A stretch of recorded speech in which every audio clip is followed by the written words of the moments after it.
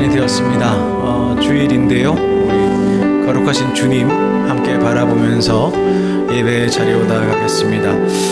모든 상황 속에서 찬양하도록 하겠습니다.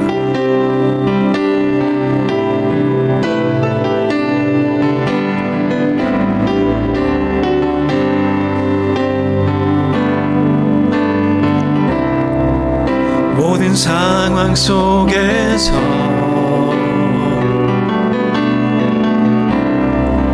주를 찬양할지라.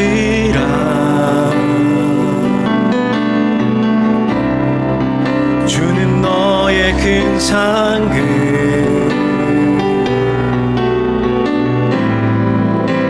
큰 도움이시라.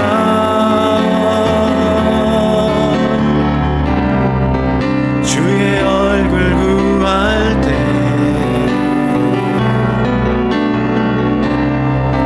주의 영을 부으사 크신 사랑 안에서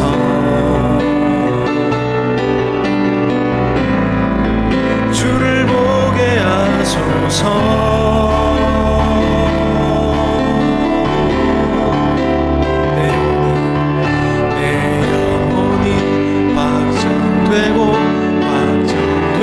싸우니 믿음에 눈들어 주를 바라봅니다. 내 영혼이 확정되어 싸우니 믿음에 눈들어 주를 바라봅니다. 다시 한번 할까요? 모든 상황 속에서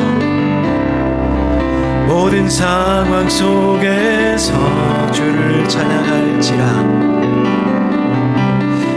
주를 찬양할지라. 주는 너의 큰 상급,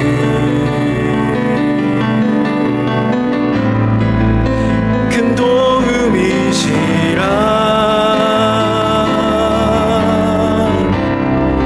주의 얼굴 구할 때 주의 영을 부으사 주의 영을 부으사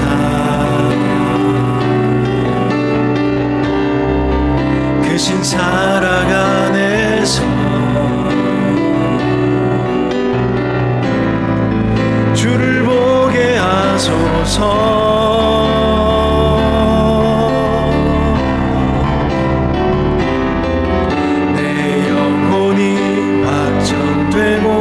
확정되어 싸우니 믿음에 눈들어 주를 바라봅니다. 내 영혼이 확정되어 싸우니 믿음에 눈들어 주를 바라봅니다. 내 영혼이 확정되어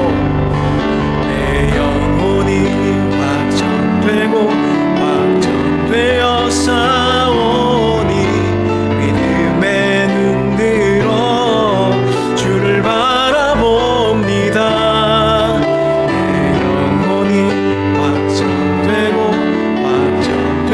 싸우니 믿음에 눈들어 주를 바라봅니다. 예배로 나아가는 우리의 모습이 주님께 온전히 고정되어 있었으면 좋겠습니다. 찬양 하나 더 할 건데 이번에 일어나서 함께 찬양할까요? 네, 이 시간 주님 앞에 우리 나아갑니다. 나아갈 때에 좀 다른 것들 내려놓고 나아가실 수 있겠죠? 함께 찬양하겠습니다. 내가 주인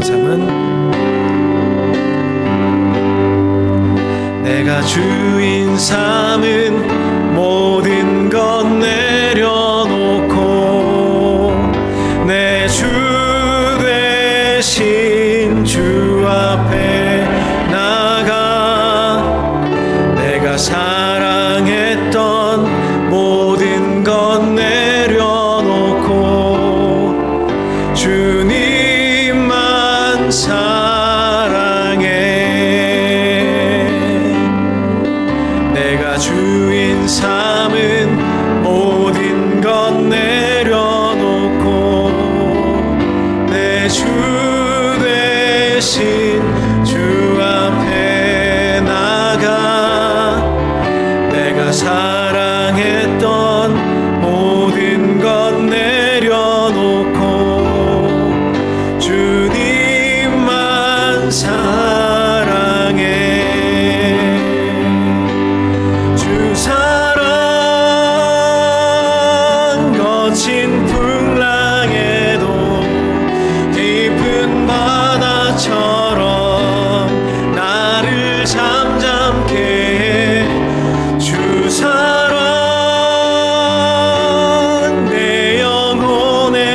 반석 그 사랑 위에 서리.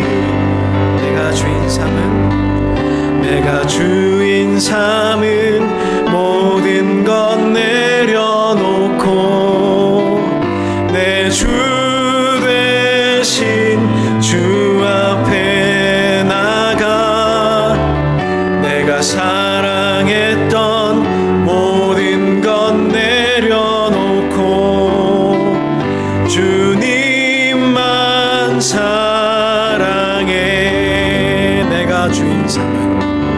내가 주인 삼은 모든 것 내려놓고 내 주 대신 주 앞에 나가 내가 사랑했던 모든 것 내려놓고 주님만 사랑해.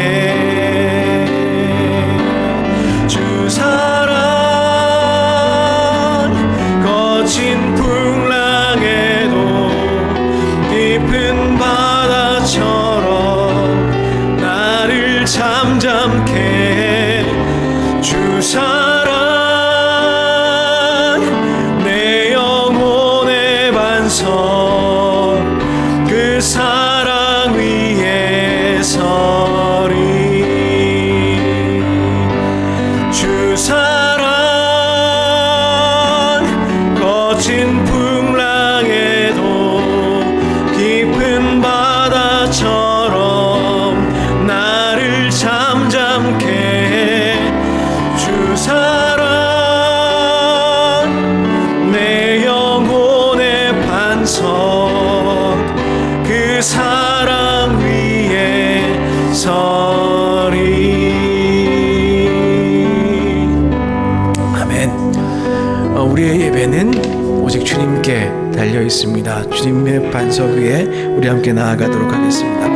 좌우의 분들과 함께 인사하실까요? 잘 오셨습니다. 잘 오셨습니다. 보고 싶었습니다. 사랑의 나눔 함께 부르겠습니다. 사랑의 나눔 있는 곳에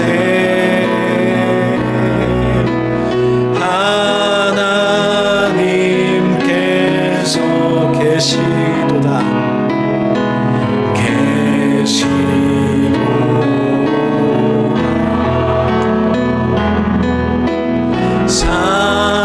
사랑의 나눔 있는 곳에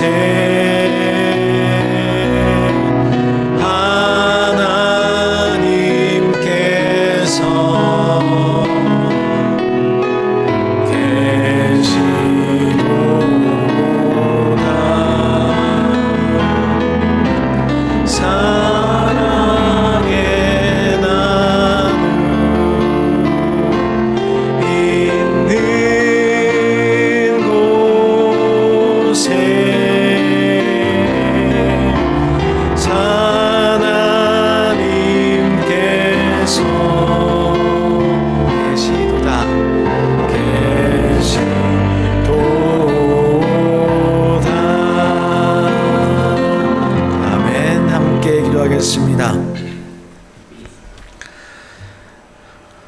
오라 너희 모든 목마른 자들아 물로 나아오라.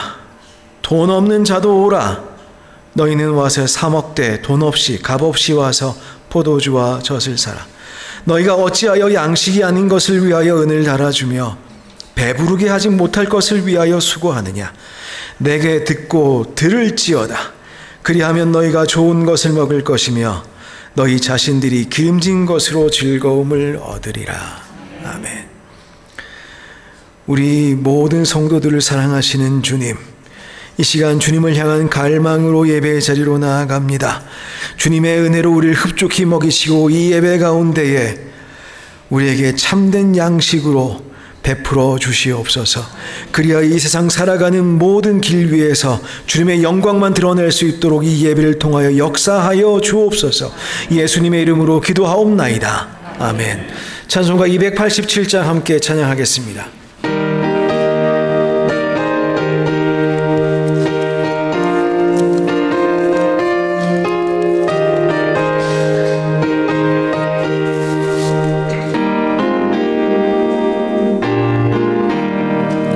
예수 앞에 나오면 죄사함 받으며 주의 품에 안기어 편히 쉬리라. 우리 주만 믿으면 모두 구원 얻으며 영생 확실히 받겠네. 예수 앞에 나와서 은총을 받으며 마음의 기쁨 넘치어 감사하리라. 우리 주만 믿으면 모두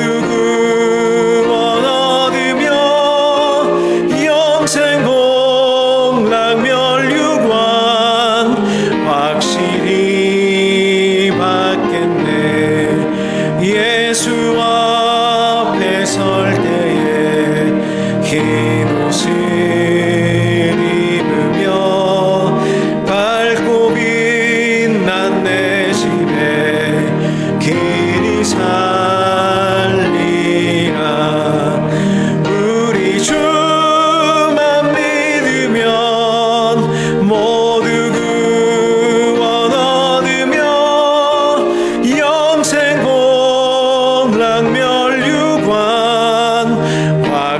확실히 받겠네.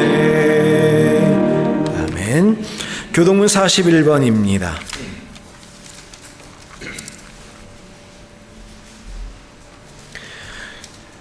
여호와께서 다스리시나니 땅은 즐거워하며 허다한 섬은 기뻐할지어다.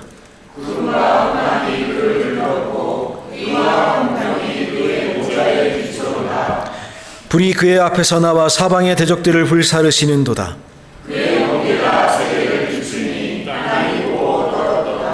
산들이 여호와의 앞 곧 온 땅의 주 앞에서 밀랍같이 녹았도다.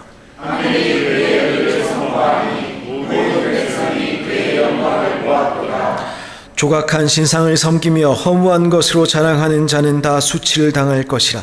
너희 신들아 여호와께 경배할지어다.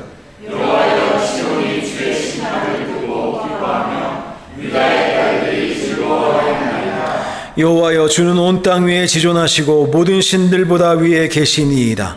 여호와를 사랑하는 너희여 악을 미워하라. 그가 그의 성도의 영혼을 보존하사 악인의 손에서 건지시느니라. 의인을 위하여 빛을 뿌리고 마음이 정직한 자를 위하여 기쁨을 뿌리시는도다. 의인이여 너희는 여호와로 말미암아 기뻐하며 그의 영원한 이름에 감사할지어다. 아멘. 함께 사도신경으로 신앙 고백하시겠습니다. 나는 전능하신 아버지 하나님 천지의 창조주를 믿습니다. 나는 그의 유일하신 아들 우리 주 예수 그리스도를 믿습니다. 그는 성령으로 잉태되어 동정녀 마리아에게서 나시고 본디오 빌라도에게 고난을 받아 십자가에 못 박혀 죽으시고 장사된 지 사흘 만에 죽은 자 가운데서 다시 살아나셨으며 하늘에 오르시어 전능하신 아버지 하나님 우편에 앉아 계시다가 거기로부터 살아있는 자와 죽은 자를 심판하러 오십니다. 나는 성령을 믿으며 거룩한 공교회와 성도의 교제와 죄를 용서받는 것과 몸의 부활과 영생을 믿습니다. 아멘. 모두 자리에 앉으시겠습니다. 찬송가 380장 함께 찬양하겠습니다.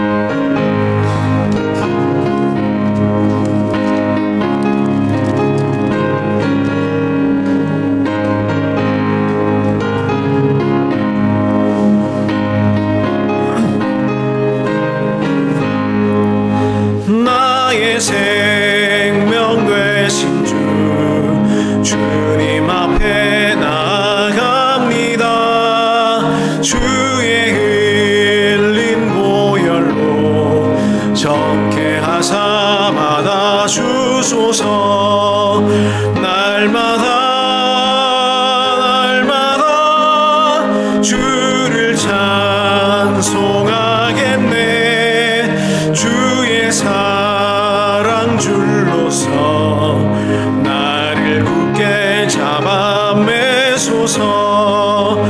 괴로운 세상 지낼 때 나를 인도하여 주소서. 주를 믿고 나가면 나의 길을 잃지 않겠네. 날마다 주를 찬송하겠네. 주의 사랑 줄로서 나를 굳게 잡아 매소서. 괴로운 살아갈 때에 주를 더욱 사랑합니다. 밝고 빛난 천국에 나의 영혼 들어가겠네. 날마다 주를 찬송하겠네. 주의 사랑 줄로서 나를 굳게 잡아 매소서.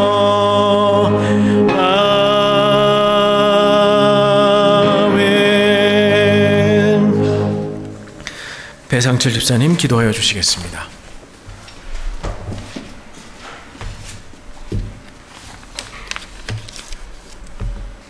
하나님이여, 사슴이 시냇물을 찾기에 갈급한같이 내 영혼으로 주를 찾기에 갈급하나이다. 내 영혼이 하나님 곧 살아계시는 하나님을 갈망하나니 내가 어느 때에 나아가서 하나님의 얼굴을 배울까. 사람들이 종일 내게 하는 말이 내 하나님이 어디 있느냐 하오니 내 눈물이 주야로 내 음식이 되었도다. 사랑과 은혜의 주님 감사합니다. 오늘도 저희들을 불러주셔서 주님 존전에 세우시고 주님을 예배케 하심을 감사드립니다. 세상에 미움하지 못한 저희들이지만 우리를 사랑하셔서 독생자 예수 그리스도를 우리에게 보내시고 우리로 주의 자녀 삼으시며 또 이 세상에서 하나님 따라 살아나갈 수 있는 은혜 허락하심을 감사드립니다. 그러나 하나님, 우리는 우리의 힘만 의지하고 우리의 지혜만 의지하여 살아나가고 있지 않는지 하나님, 우리의 상황들을 돌아볼 수 있도록 저희들을 붙들어 주길 간절히 빌곤합니다. 우리의 입술로는, 우리의 말로는 정말 주님만 있으면 됩니다 하고 고백하지만 정말 실상 우리의 삶의 모습들이 그리 사라지는지 하나님, 우리를 돌아보게 하여 주길 간절히 빌곤합니다. 하나님 한 분만으로 우리가 기뻐하는지, 하나님을 인하여서 기뻐하는지, 하나님을 위하여 살아가는지 하나님, 우리를 돌아보게 하여 주시옵고 주님께서 우리에게 보내신 우리 인간의 삶의 목적들을 바로 깨달아 살아나갈 수 있는 하나님, 저희들 될 수 있도록 도와주시옵소서. 주님께서 사랑하시는 이 아름다운 길을 붙들어 주시길 원합니다. 주께서 정말 사랑하셔서 부르셨고 우리를 정말 주님의 지체로 삼으셨는데 하나님, 우리가 우리 가운데 정말 주님을 사랑하는 모습들이 있는지 돌아보게 하여 주시옵고 우리가 서로 주님을 사랑하듯이 우리의 형제들을, 우리의 지체들을 살아나갈 수 있는 은혜 허락하시길 간절히 빌기 원합니다. 하나님, 우리에게 힘을 허락하시길 원합니다. 주님을 사랑할 수 있는 힘 허락하시고 우리의 지체들을 사랑할 수 있는 힘 허락하시고 정말 합력하여서 주님을 예배할 수 있는 은혜를 허락하시길 간절히 빌기 원합니다.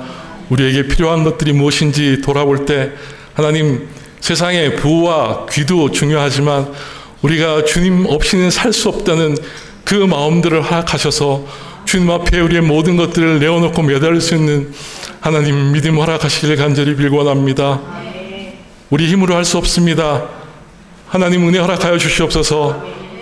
주님의 힘 의지하여 나갈 수 있는 우리 믿음의 성도들 될 수 있도록 하나님 은혜 허락하시길 간절히 빌기 원합니다. 하나님께서 허락하신 그 힘입어 우리가 나아갈 때 하나님, 우리의 기본이 무엇이 되어야 되겠습니까? 정말 주의 말씀이 우리의 믿음의 근간이 될 수 있도록 하나님 은혜 허락하여 주시옵소서. 주의 말씀을 들고선 주의 종에게도 같이 하여 주시옵소서. 선포되어지는 주의 말씀이 하나님 우리 심령과 골수를 쪼개어서 하나님, 우리가 그대로 살겠습니다 고백할 수 있는 믿음의 고백이 하나님 이 시간 흘러나올 수 있도록 하나님 은혜 허락하시고 역사하시길 간절히 빌기 원합니다. 주께서 허락하신 이 시간 우리가 기쁨으로 주님을 찬양하고 예배합니다. 주님 받아 주시옵고 이 예배가 주님만이 받으시는, 그래서 주님이 기뻐하시는 귀한 예배 될 수 있도록 하나님 은혜 허락하여 주시옵소서. 예수님의 이름으로 기도합니다. 아멘.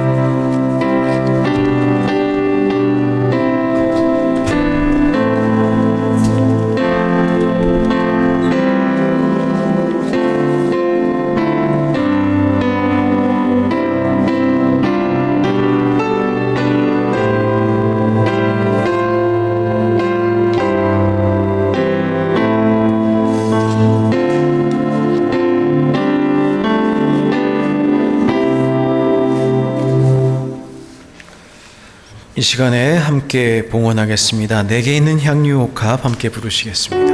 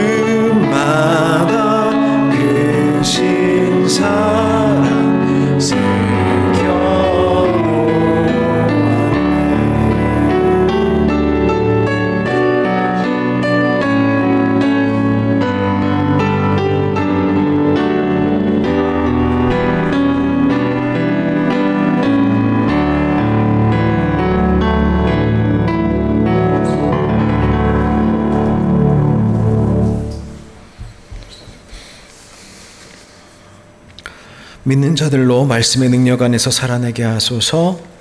하나님께서 함께 하심만 나타나길 기도합니다. 오직 성령님과 동행하게 하소서. 세상 끝날까지 함께 계신 하나님 사랑합니다. 감사하며 살아가게 하소서. 이 시간 함께 기도하겠습니다. 사랑 많으신 하나님, 저희들로 하여금 예배의 자리로 초대하여 주셔서 감사합니다. 이렇게 나아오게 하시고 또한 저희 손에 주님 앞에 기쁨으로 드릴 것 있게 하시니 감사합니다. 저의 삶 참으로 주님의 사랑으로 충분합니다. 주님의 은혜로 참으로 은혜가 넘칩니다. 하나님, 그럼에도 불구하고 이 시간 더욱더 간구하오니 늘 주님의 사랑과 은혜가 끊이지 않도록 늘 돌보아 주옵소서. 그리하여 우리가 드리는 예물들마다 참으로 감사의 고백과 사랑의 고백이 듬뿍 담기게 도와주셔서 저희들로 하여금 주님 앞에 드리는 것 전혀 아까워하며 드리지 않게 도와주시고 오직 감사함으로 주님께 영광 돌림으로 드리고 드릴 수 있도록 역사하여 주옵소서. 아버지 하나님, 이 예물 기뻐 받아주시고 그리하여서 이 예물이 쓰이는 곳곳마다 주님의 이름을 선포하여 주시고 선포될 때마다 저희들은 아멘으로 화답하며 주님의 영광 바라보도록 늘 역사하여 주옵소서. 예수님의 이름으로 기도드리옵나이다. 아멘. 네, 교회 소식 전하도록 하겠습니다. 아름다운 교회 오신 여러분들 주님의 이름으로 환영하고 또한 축복합니다. 대신방 진행 중에 있습니다. 기억하여 주시면 좋겠습니다. 7월 첫째 주일, 이제 몇 주 남지 않았습니다. 3주 정도 남았는데요. 교회 창립주일입니다. 우리 함께 찬양으로 주님께 감사드리고 또한 그 주일에는 교육부 졸업식도 있으니 함께 축하하며 그렇게 창립주일을 보내도록 하겠습니다. 그 전주입니다. 6월 마지막 주일 2부 예배 후에는 이곳에서 재직회가 있도록 하겠습니다. 모든 재직들께서는 죄송합니다. 모든 재직들께서는 기억하여 주시고 참여하여 주시면 감사하겠습니다. 그리고 다음 주일입니다. 다음 주일 6월 22일 예배 후에 여전도회 원례회가 있겠습니다. 우리 여전도회 회원님들께서는 기억하여 주시고 꼭 다 참여하여 주시면 감사하겠습니다. 오늘부터 2주간 재정감사 진행됩니다. 각 부부장님들께서는 감사 자료를 오늘부터 제출하여 주시면 되겠습니다. 감사로 선은용 집사님께서 수고하여 주시게 되었습니다. 잘 하실 수 있도록 중보하여 주시고, 또한 우리 모든 부장님들께서는 적극적으로 협조하셔서 감사가 잘 진행될 수 있도록 하여 주시면 감사하겠습니다. 그 내용들은 주보를 참조하여 주십시오. 교회 소식 이후에 저희들 제가 또 그 말씀을 살짝 빠뜨린 게 있는데요. 다음 주일에 우리 전도사, 우리 이형구 전도사님 계시지요? 7월 마지막 주까지 저희와 함께 하시고 한국 돌아가서 이제 복학하셔야 됩니다. 신대원 2학년 1학기까지 마치고 왔기 때문에 1년 반이 남아있죠. 1년 반이 남아있고 돌아가서 또 전임 사역하고 이제 안수받고 하는 데까지 아직 3, 4년 시간이 아직도 남았습니다. 위해서 많이 기도해 주겠는데, 가기 전에 좀 어디 그 여행하고 와라 이렇게 말을 했더니 마추픽추에 간답니다. 그래서 다음 주 주일날 예배 드리고 그리고 갑니다. 잘 다녀올 수 있도록, 우리 스페인어가 아직 조금 모자란데 잘 다녀올 수 있도록 기도하여 주시면 감사하겠습니다. 오늘 주신 하나님 말씀 함께 살펴보겠습니다. 히브리서 4장 12절에서 13절 말씀, 4장 12절 13절 말씀 함께 살펴보겠습니다. 박노순 권사님께서 봉독하여 주시겠습니다.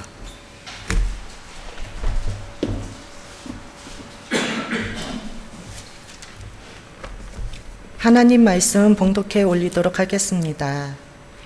하나님의 말씀은 살아있고 활력이 있어 좌우의 날선 어떤 검보다도 예리하여 혼과 영과 및 간절과 골수를 찔러 쪼개기까지 하며 또 마음의 생각과 뜻을 판단하나니 지으신 것이 하나도 그 앞에 나타나지 않음이 없고 우리의 결산을 받으실 이의 눈앞에 만물이 벌거벗은 것 같이 드러나느니라. 아멘.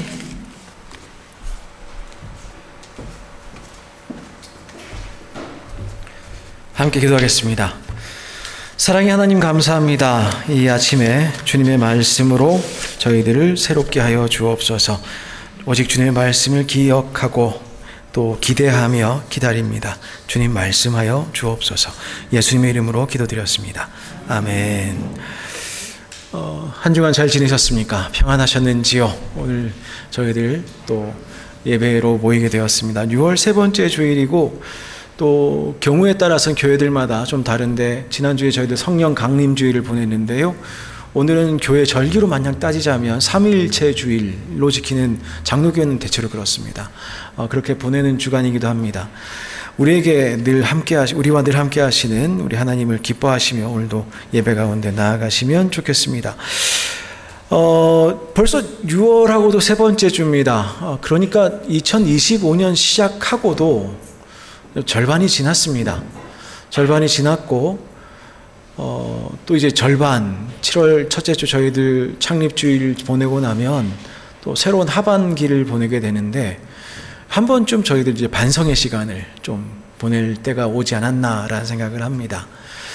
올해 초에 시작하실 때에, 우리 올해 2025년 시작하실 때에 여러 가지 그 기대들이 있으셨으리라 짐작합니다. 그 기대들은 사업적인 측면도 있었을 것이고, 또 가정에서 기대하는 측면들도 분명히 있었을 것이고, 신앙에 있어서 또 기대하고 갈망하던 것들도 있었으리라 짐작합니다. 이제 다음 반년을 기다리면서 이 시간 저희들 어떻게 올해를 정말 잘 돌파해낼 수 있을까? 어떻게 주님과 기도하면서 주님께 말씀드렸던 것들 어떻게 우리가 성실하게 살아낼 수 있을까? 그런 고민하면서 당분간 그런 말씀들로 브레이크트루라는 제목으로 좀 이야기해 볼까 합니다. 한글로는 돌파지요. 돌파. 저희가 조금 답답한 시기를 보낸 적이 있지요. 잘 모이지도 못하고 코로나 팬데믹 기간이 분명히 있었습니다. 근데 팬데믹이 지나고 나서 몇 년이 지났는데요. 뭐 다른 질병이 또 온다고는 하는데 그렇게까지는 안 올 것 같아요. 느낌이 이제 어느 정도 이제 대처도 할 수 있게 됐고, 어느 정도는 좀 감당할 수 있는 그 인류의 지혜가 좀 쌓이지 않았나, 이제 그런 생각도 해보게 됩니다. 물론 하나님의 은혜가 반드시 필요한 부분이긴 하지만 말입니다. 근데 가만 생각해 보면 팬데믹 기간을 지날 때에 우리들이 그렇게 생각을 했어요. 굉장히 내가 지금 수동적으로 살고 있다. 팬데믹이 끝나면 이것도 하고 저것도 하고 굉장히 능동적으로 살 수 있을 것 같다. 근데 가만히 돌이켜 보니까 팬데믹은 지났는데 우리의 그 어떤 신앙이라든가 어떤 사회적인 역량이라든가 이런 건 여전히 그때와 크게 다르지 않은 것은 아닌가라는 생각이 듭니다.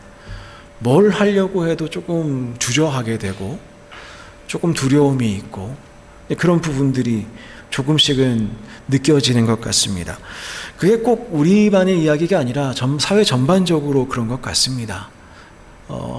굉장히 도전적이신 분들 많지만 그럼에도 불구하고 현실에서 정말 새로운 이야기가 들리는가, 오히려 역행적이고 정치를 봐도 그렇고 경제를 봐도 그렇고 굉장히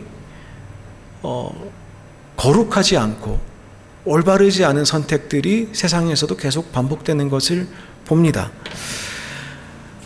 그랬을 때 우리가 올해만 놓고 보기 위해서라도 우리의 신앙으로 살아간다는 것이 무엇일까라고 했을 때에 세상을 어떻게 꿰뚫고 지나갈 수 있을 것인가, 그런 우리의 결기라든가 그런 것들이 좀 필요한 상황이 아닌가라는 생각이 드는 것이죠. 오늘 말씀 그렇게 이야기합니다. 하나님 말씀 살아있고 활력이 있고 좌우에 날선 어떤 검보다도 예리해서 찔러 쪼개고 하나도 나타나지 않을 것이 없고 결국 다 드러난다. 그렇게 이야기해요. 근데 사실 드러난다라는 말이 굉장히 요상한 말입니다. 이제 우리는 이렇게 뭐 껍질이 벗겨지는 것이 드러난다라고 생각을 하는데, 사실 이 드러난다라는 것은 그리스 레슬링의 피니시 기술이에요. 그러니까 뭐냐 하면은 목이 졸려서 항복된 상태, 이걸 드러난다라고 하는 거예요. 그러니까 말씀이 우리를 어떻게 만드느냐, 하나님 앞에서 완전히 피니시 되는 그 순간을 맞이하는, 그렇게까지 우리를 완전히 주님 앞에 매달리게 하는 그 상태가 된다는 것이죠. 그래서 상대방에서 뒤에 목 졸린 상태를 가리키는 것, 그러니까 다시 말하면 완전하게 항복하는 것. 근데 완전하게 항복하면 우리가 세상을 돌파할 수 있습니까? 이제 그런 질문 던지실 것 같아요. 그런데 말씀은요, 예수님이 그렇게 말씀하셨거든요. 나는 길이요 진리다. 말씀이 그렇습니다. 길이고 진리입니다. 도구이고 목적이에요. 본질이자 결과입니다. 그렇기 때문에 만약 말씀이 우리를 지배하기 시작하시면 우리는 어마어마한 능력을 가지고 세상을 돌파해낼 수 있는 능력이 생깁니다. 왜냐하면 그게 길이고 진리이기 때문에 그렇습니다. 가는 길이고 목적지이고 시작점이기 때문에, 알파와 오메가가 되시는 예수 그리스도께서 말씀 되시기 때문에 그렇지요. 코로나 이야기를 했으니까 조금 더 말씀을 드릴까요? 우리 2022년도가 시작될 때 그때 호랑이 해였는데요. 그때 사람들이 다 기대했습니다. 이제 코로나 끝났다. 그러면서 매년 나오는 책이 있죠. 트렌드 코리아라고. 내년에는 어떤 사업이 뜨고 어떤 그 문화적인 변화가 있을 것이, 그걸 예측하는 책이에요. 그거 어디서 나오는 책이냐면은 서울 소비 트렌드 분석센터라고 하는 곳에서 발간하는데 매년 나옵니다. 근데 거기 센터장이, 여러분도 혹시 이름 들어보셨음직한 분인데, 김난도 교수라고 하는 분인데, 아프니까 청춘이다, 그거 쓰셨던 분인데, 그분이 거기 센터장입니다. 근데 2022년 판데믹이 끝나는 지점에서 뭐라고 이야기했었느냐 하면은, 호랑이 해인데, 호랑이 해의 키워드가 뭐냐 하면은 타이거 or 캣이었습니다. 그러니까 호랑이가 될 것이냐 고양이가 될 것이냐 하는 것이죠. 그러니까 한국 사회가 이제 상황이 바뀔 때에 어떻게 잘 대처하느냐에 따라서 포효하는 호랑이가 될 수도 있고 아니면 고양이로 전락할 수도 있다. 사실 저는 고양이를 키우는데 고양이도 굉장히 대범하거든요. 그럼에도 불구하고 호랑이와 고양이는 다르죠. 비슷한 성질을 가지고 있는 동물입니다만은 그렇지요. 사실 그때 저는 그렇게 생각했습니다. 이거 하나만한 이야기 아니냐. 어떤 상황 앞에서 잘 되면 호랑이, 못 되면 고양이, 이거 사실 하나만한 이야기 아니냐. 근데 설교 말씀도 그렇고 하나님 말씀도 그렇고 가끔 읽다 보면 그런 생각하죠. 이거 하나만한 이야기 아니냐. 아니요, 그렇지가 않아요. 그렇지가 않습니다. 대체로 우리가 그렇게 느끼는 순간에는 우리가 뭘 인정해야 되느냐면 그게 맞기 때문에 그래요. 그 말이 맞기 때문에 귀중하게 생각이 안 될 때가 있죠. 하나님 말씀이 맞습니다. 잘하면 호랑이가 되고 잘 못하면 고양이 된다는 말도 맞는 것 같아요. 근데 우리가 어떻게 반응하느냐 너무너무 중요하죠. 우리의 신앙은 지금 어떻습니까? 젊은 사람도 자빠질 수 있다고 그러죠. 피곤할 수 있다고 그러죠. 그러나 여호랑망하는 자는 독수리같이. 우리의 신앙은 독수리가 날개 치는 것 같습니까? 하늘로 비상하고 있는 중인가요? 꿈꾸고 있는 중인가요? 어디로 가야 되는지 우리의 눈은 정확히 바라보고 있나요? 독수리가 못된 것은 아닙니까? 돌파라는 단어만 해도 그렇습니다. 코로나 시대를 지낼 때 우리가 그 돌파라는 단어를 좀 새롭게 사용하기 시작했는데 그게 뭐냐면 돌파 감염이에요. 돌파 감염이 뭐냐면 백신을 맞았는데 그래도 코로나에 걸리는 경우가 있죠. 그걸 보고 돌파 감염이라고 그럽니다. 이제 하도 많이 들어서 익숙한 단어가 됐지요. 이미 잊혀져가는 단어이기도 합니다. 지금 그리스도인들 혹시 내 모습이 그런 건 아닌가라는 생각을 합니다. 세상을 돌파해 나가야 되는데, 세상으로 뛰쳐나가야 되는데 세상에 돌파당하고 살고 있는 것은 아닌가.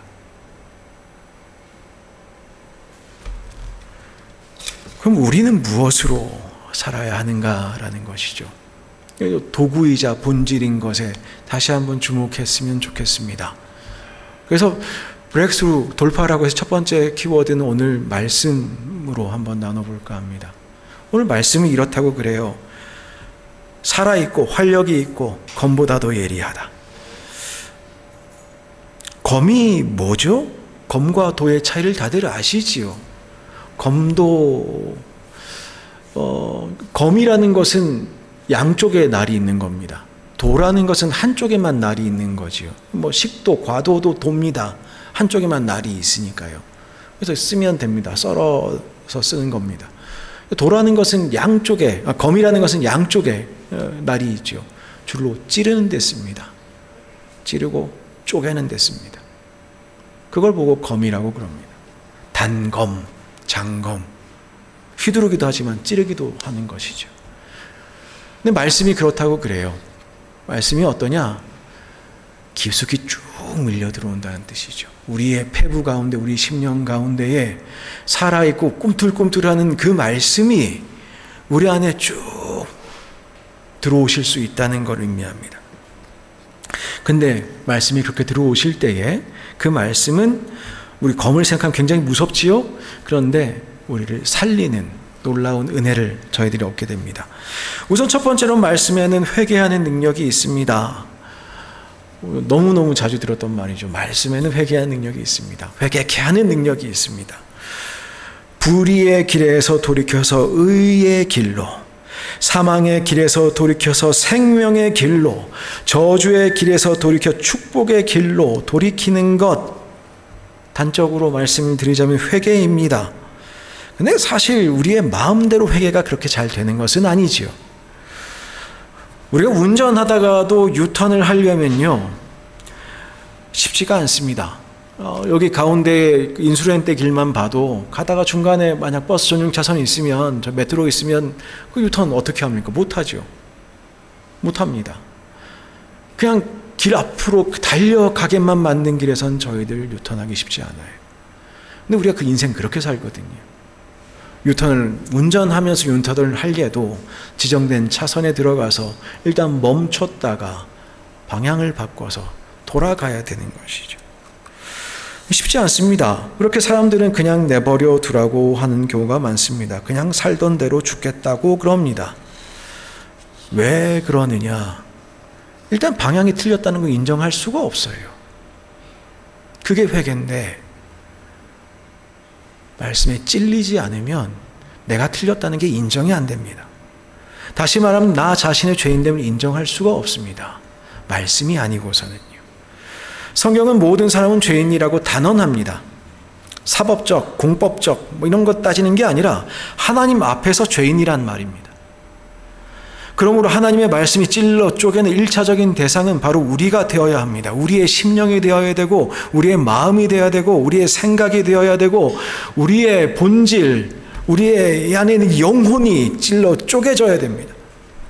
하나님의 말씀이 우리의 심령을 찔러 쪼개기 시작하시면 그 안에 숨겨두었던 것들이 터질 수밖에 없습니다. 드러날 수밖에 없습니다.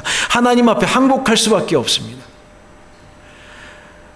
오늘 말씀 그렇게 이야기하죠. 그래서 지으신 것이 하나도 그 앞에 드러나지 않음이 없고 우리의 결산을 받으실 이의 눈앞에 만물이 벌거벗은 것 같이 드러난다 라고 말씀합니다.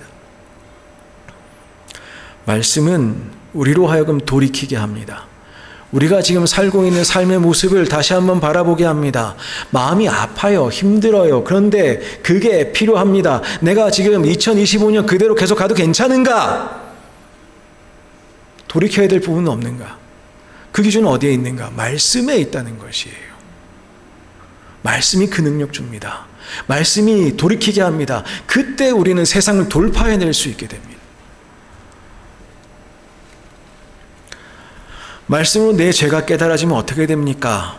사도행전에 보면요, 오순절 성령 사건 이후에, 성령 강림 사건 이후에 베드로가 설교를 하고 그 말씀 들은 사람들이 이렇게 됐다고 그래. 이 말을 듣고 마음에 찔려, 말씀에 찔렸습니다. 형제들아, 우리가 어찌할꼬? 이 사람들 얼마 전만 해도, 한 달 반 전만 해도 예수님을 저주하고 십자가에 못 박으라고 그렇게 외치던 사람들입니다. 그런데 말씀이 마음을 찌르기 시작하시니까 어찌할꼬라는 말이 나오기 시작합니다. 예레미야서에 보시면 여호와의 말씀이니라 내 말이 불같지 아니하냐, 바위를 쳐서 부스러뜨리는 방망이 같지 아니하냐라고 예레미야에서는 이야기합니다. 하나님 말씀, 우리가 참으로 하나님 말씀의 은혜를 받을 때 어떤 일이 벌어지느냐, 우리의 완악한 심령이 불같은 하나님 말씀으로 녹아내리고 하나님 말씀의 방망이 같으신 그 놀라우신 힘센 그 능력이 우리의 굳은 심령을 격파하실 것입니다. 그때 우리는 회개하게 되는 것입니다. 방향을 바꾸게 되는 것입니다. 그리고 말씀은 우리를 구원하시는 능력이 있지요. 회개할 때에 우리가 누리는 기쁨입니다. 그냥 말씀은 찔러 쪼개기만 하는 것이 아니라 우리의 심령에 들어와서 믿음이 생기게 합니다. 말씀이 그렇습니다. 로마서는 이렇게 이야기하죠. 믿음은 들음에서 나고 들음은 그리스도의 말씀으로 말미암는다. 뭘 듣냐? 우리가 오만 것 다 듣지요. 근데 말씀에서, 성경에서 말하는 들음은 세상에 지나다니는 새소리를 듣든지 차소리를 듣든지 그거 다 얘기하는 게 아니라 말씀 듣는 거, 그거 얘기하는 거예요. 그걸 보고 듣는다라고 표현합니다. 말씀 듣는 걸 표현하는 거예요. 그렇게 생긴 말씀이 어디로 이끄느냐? 사람이 마음으로 믿어 의에 이르고 입으로 시인하여 구원에 이른다. 말씀이 우리의 마음을 찔러 쪼갤 때 나타나는 현상이 무엇이냐? 회개하지요. 근데 거기에서 멈추느냐? 그것이 아니라 그 마음에 믿음이 생기고 입으로 시인하게 되고 그래서 구원에 이르는 놀라운 역사가 일어난다는 것이지요. 말씀이 우리를 구원합니다. 예수 그리스도를 믿는 우리의 믿음 어떻게 가능합니까? 그리스도의 말씀으로 말미암는 것입니다. 그러므로 하나님 말씀은 참으로 위대합니다. 무엇이 우리를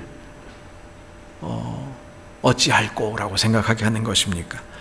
그렇게 심히 강팍하던 나라는 사람을 스스로 죄인이라고 고백하게 하는 것입니까?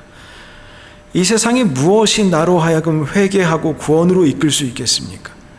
하나님 말씀 외에 세상의 어떤 것도 교만한 나를 무릎 꿇리고 구원의 길로 이끌게 하지 못합니다.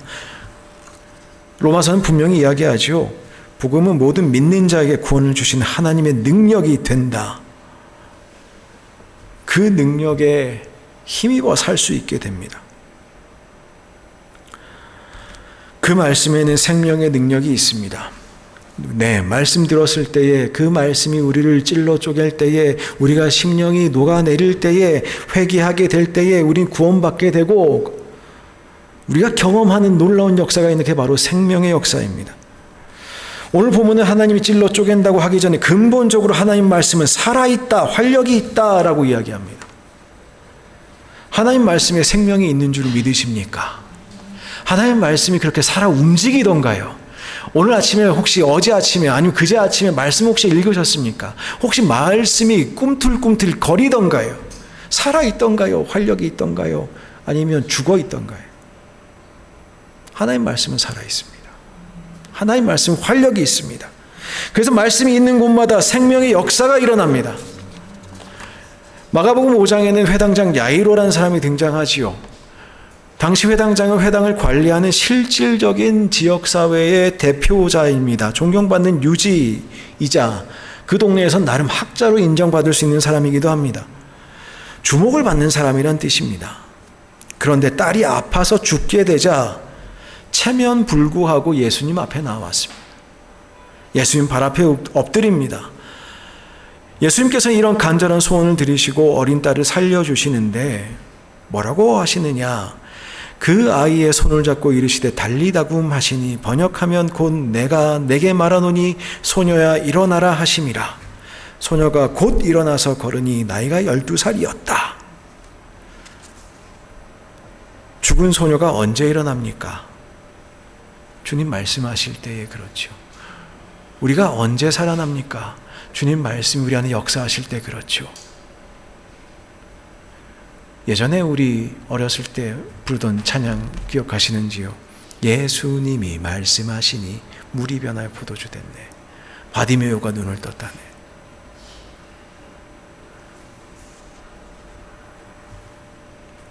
생명의 역사가 일어납니다. 말씀 선포 자체로 권능이 나타납니다. 베드로는 다비다를 살렸습니다. 사도 바울은 유두고를 살렸습니다. 말씀은 능력이기에 말씀이 선포될 때마다 그 현장에서는 말씀이 살아 움직일 때 영혼이 살아나는 놀라운 역사가 일어났습니다. 이사야의 말씀처럼 말씀이 살립니다. 너희는 귀를 기울이고 내게로 나와 들으라. 그리하면 너희의 영혼이 살리라. 우리의 영혼을 주님께 의탁할 때입니다. 지금 죽자는 말씀이 아닙니다. 주님께서 주님의 말씀으로 우리가 다시 한번 쪼개져야만 하는 순간입니다. 말씀은 분명히 살아서 역사합니다. 살아서 역사하실 때에 우리에게는 생명의 놀라운 역사가 나타납니다. 1866년에 평양에서 제너럴 셔먼호라는 배가 들어왔습니다. 대동강을 따라 올라오다가 개항을 요구하면서 올라오다가 모래톱에 좌초되었지요. 그때 토마스 선교사라는 사람이 그 배에 있었는데 순교를 하게 됩니다. 그 사람이 선교를 잘했는지 못했는지에 대해서는 이견이 분분합니다. 그 사람 의도가 좋았냐 선했느냐부터 시작해가지고 온갖 이야기가 많아요. 뭐 실제로 뭘 했느냐. 근데 한국 사람들 저도 마찬가지로 굉장히 좋아합니다. 토마스 선교사님 굉장히 좋아하고 존경합니다. 말씀 전해줬거든요. 말씀 전해주셨거든요. 그때 나이가 27살이라고 그래요. 뭐 얼마나 대단한 경험을 가진 젊은이였겠습니까? 뭐 얼마나 대단한 인품을 가진 사람이었겠어요. 아는 바가 별로 없어요. 원래 중국 가고 싶어 했다는 것만 알고 있고, 한국에 올 기회가 생겨서 한국말로 된 성경들 바리바리 쌓고 오다가 좌초돼서 그렇게 죽었다. 죽기 전에 성경을 여기저기 던졌다. 그게 답니다. 그런데 우리가 좋아하는 이유는 그 성경 때문에 우리나라에 놀라운 일들이 벌어졌기 때문이에요. 말씀이 전해졌을 때에 그 말씀이 읽혀질 때 놀라운 일이 생겼기 때문에 그렇습니다. 우리 이 얘기 너무 잘 알지요. 근데 다시 한번 좀 말씀을 조금 드릴게요. 토마스 선교사가 사형당할 때 사형 집행인이 박춘권이라는 분이었습니다. 그 이름이 가물가물하실 때가 있을 텐데 이름 외우기 쉽습니다. 스프링롤 생각하시면 됩니다. 춘권이세요. 박춘권. 이제 안 잊어버리시겠죠. 우리나라의 최초의 장로님 중에 한 분이시거든요. 박춘권 장로님. 그분이 사형 집행인이었어요. 그러니까 뭐 그렇게 높은 신분 아닙니다. 근데 이분이 성경을 가지고 왔거든요. 우리가 알기로는 그분이 이제 도배를 해서 뭐 집에 가지고 그 책을 성경을 보다가 깨달았다라고 하는데 그거는 조금 아니고요. 어떤 일이 있었느냐 하면은 그 받은 성경을 박영신이라는 분에게 전했는데 박영신이라는 분이 자기 집이 너무 낡아서 이거를 여관으로 리모델링 했으면 좋겠는데 옛날 여관이라는 게 다 그렇습니다. 그냥 거적대기 하나 깔아놓으면 그 여관이에요. 그래서 예전에 언더우드 선교사님 그 신혼여행 북으로 갈 때도 그 밑에 깔려있는 거에서 계속 이 나오고 뭐 빈대 나오고 해가지고 그 신혼여행이 너무너무 힘들었다 그런 기록이 남아있거든요. 그게 여관이었습니다. 근데 그래도 벽은 어떻게 좀 해야 되겠기에 종이가 필요했는데 그냥 성경이 마침 그 박춘권이라는 분이 전해주셨기 때문에 그걸로 리모델링을 한 거죠. 그렇게 리모델링된 여관을 누가 사느냐? 최치량이라는 분이 여관으로 사서 운영을 하기 시작합니다. 근데 재미있는 일이 뭐냐? 사람들이 거기 누워서 계속 성경을 보는 거예요. 오가는 여행객들이 거기 들어올 때마다 아니 저기 도대체 뭔 책이냐? 듣도 보도 못한 이야기가 벽에 빼곡히 써있으니 그걸 보고 궁금해가지고 모이기 시작했습니다. 근데 그래도 교회가 형성되지는 않아요. 그걸 뭘 해야 될지 모르겠으니까요. 근데 나중에 한국에 사무엘 마펫이라는 선교사님 들어오셨는데 이분이 평양으로 여행을 갑니다. 여행을 가다가 여관에서 잤는데 이렇게 보니까 말씀이 적혀져 있는 게 뭐지? 그 책이 이렇게 돼서 선교사님 오셨을 때 그 묵으신 여관방에 도배가 되어 있었던 거죠. 그래서 마포 삼녀 선교사님께서 공교롭게도 그 방에서 주무시고 그 집을 매입해서 교회를 세웁니다. 그렇게 교회가 시작이 됐어요. 그게 널다리골 교회가 되고 그게 나중에 평양 대부흥 운동을 이끈 장대한 교회가 됩니다. 그 교회예요. 그 집입니다. 그 여관입니다. 거기서 말씀 자다가 읽은 사람들 이게 뭔가 거기서 주무셨던 선교사님 여기에 교회를 세워야겠구나. 그 이후로 나타난 여파가 어마어마하게 우리는 토마스 선교사를 예질내해 줄 수가 없습니다. 말씀은요 참으로 놀랍습니다. 살아서 역사합니다. 분명히 살아서 역사합니다. 북한에 교회가 있느냐? 제대로 된 교회가 있느냐? 없는 것 같아요. 지하에 있느냐? 모르겠어요. 그런데 놀라운 것은 믿는 사람이 있습니다. 말씀이 있어서 그렇습니다. 말씀이 있어서 그렇습니다. 말씀 읽은 사람들 예수님 믿게 되더란 말이죠. 우리에게도 그와 같은 일들이 일어났으면 좋겠습니다. 말씀이 우리 안에 살아 역사하셔서 말씀의 능력이 나타나고 생명의 놀라운 역사가 일어나고 살아남을 경험하고 돌이킴을 경험하고 주님의 구원하심을 경험하고 그래서 교회가 든든해져가는 놀라운 능력, 말씀으로부터 시작됩니다. 한 주간도 말씀과 함께 살아가십시오. 여러분의 영혼을 말씀으로 살려내십시오. 말씀은 우리로 하여금 회개케 합니다. 구원하여 줍니다. 죽은 자를 살려내는 놀라운 생명의 역사를 일으킵니다. 말씀은 우리를 변화시킵니다. 그리고 그 말씀은 우리의 본질이자, 우리의 신앙의 본질이자 우리의 도구입니다. 우리가 무엇으로 이 세상을 돌파해낼 수 있겠습니까? 말씀이 우리를 돌파하실 때에, 그때 말씀의 사람이 될 때에 우리는 세상을 돌파할 수 있는 말씀의 사람이 되는 것입니다.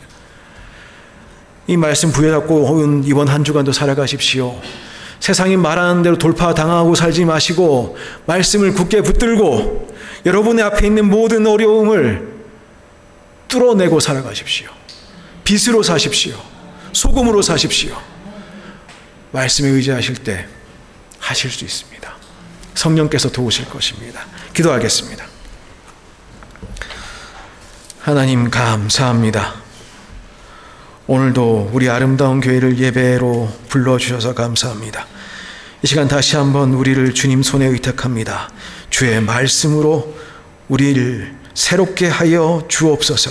이 세상에 굴복하는 자들이 되지 않게 하시고 이 세상 가운데 주의 나라 확장해가는 참된 그리스도인들 되도록 주님 역사하여 주옵소서. 예수님의 이름으로 기도하옵나이다. 아멘. 모두 자리에 일어나시지요.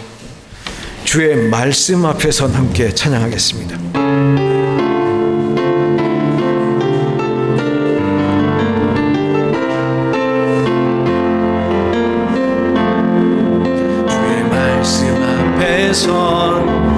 당신은 참된 예배자, 그토록 찾으시던 하나님의 기쁨, 이 세상을 향한 거룩한 생명빛 되어 이 세상을 위한 구원의 소망 되어 영원한 하나님의 나라 함께 세워가리. 주의 부르심 따라 당신의 삶을 드릴 때 세상은 당신 안에서 주의 영광 보리라. 이 세상을 이길 주님의 군사 되어 이 세상을 섬길 주님의 손과 발 되어 영원한 하나님의 나라 함께 세워가리.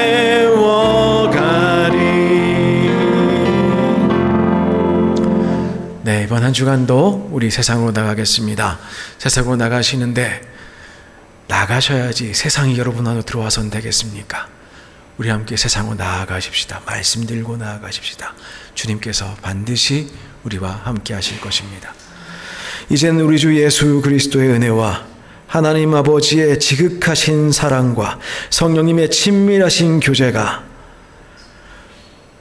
주님 말씀으로 말미암아 돌이키고 구원받고 생명의 놀라운 역사를 경험하며 살아가기로 갈망하고 결단하는 모든 성도들 위해, 그들의 가정과 일터 위에, 자녀들 위해, 이 땅 멕시코와 대한민국 위에, 또한 우리와 함께한 모든 선교사님들 위해 이제부터 영원까지 함께 계시옵기를 간절히 축원하옵나이다. 아멘.